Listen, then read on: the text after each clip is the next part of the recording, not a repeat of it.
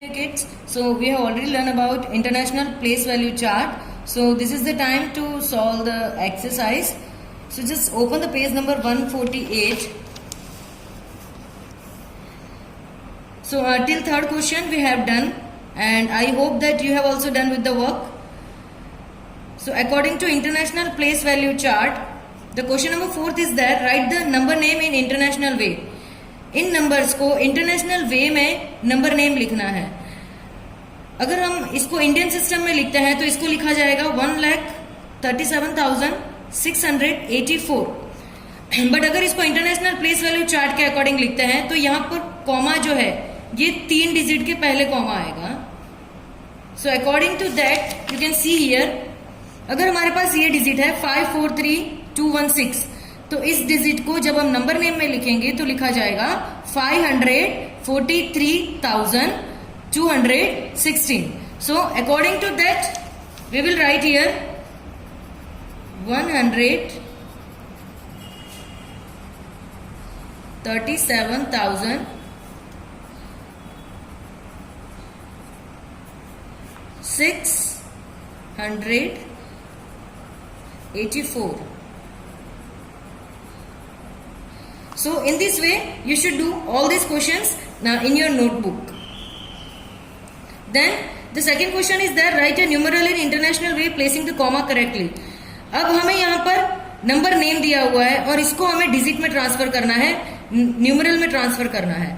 So the number name is there 230,000. So 230,000 then comma 118. This is the digit. So in this way you should complete all this digit in textbook itself. अगर ये answer भी आपका text book में if you can write then you can do it, otherwise do it in your notebook. Then write the numbers in expanded form in the international way. तो जिस तरीके से हम लोग इंडियन सिस्टम में जिस तरीके से उसको एक्सपेंडेड फॉर्म में लिखते हैं, यहाँ पे मैं आपको इंटरनेशनल सिस्टम के अकॉर्डिंग सिखा रही हूँ. So just check it out what is the difference between international system and Indian system. So the digit is there 872179. So according to Indian system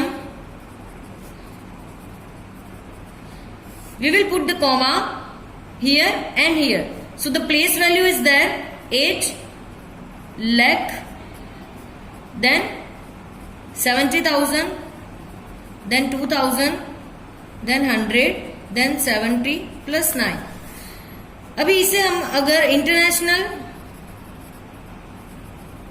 system के अकॉर्डिंग अगर हम इसे एक्सपेंडेड फॉर्म में लिखते हैं, so here the expanded form is given according to international place value chart.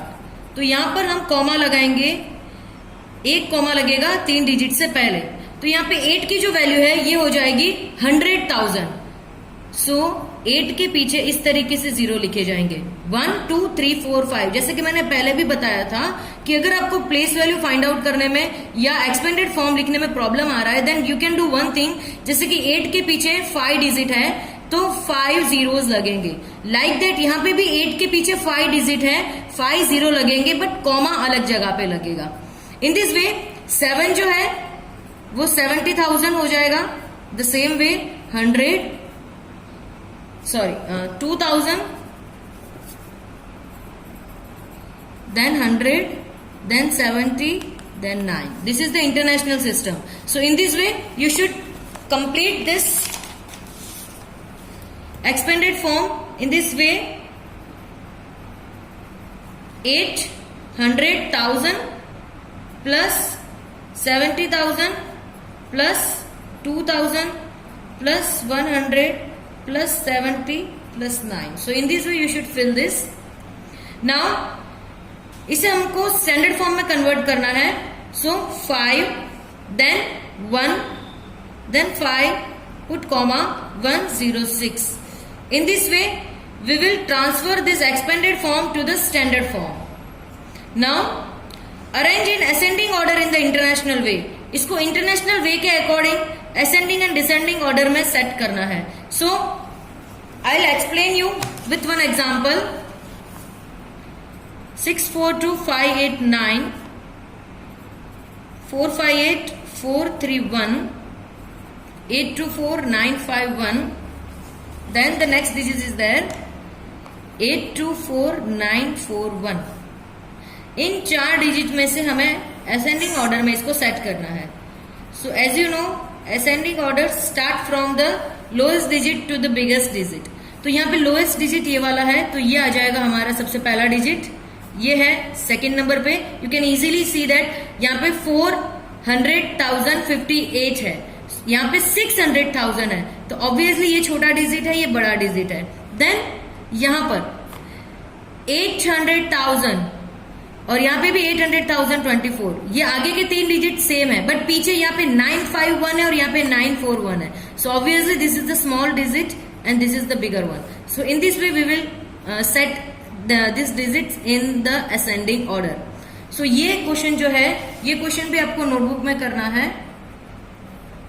सो यहाँ पर हमारा जो एक्सरसाइज है चैप्टर 1 वो कंप्लीट होता है. If you have any doubt you can call.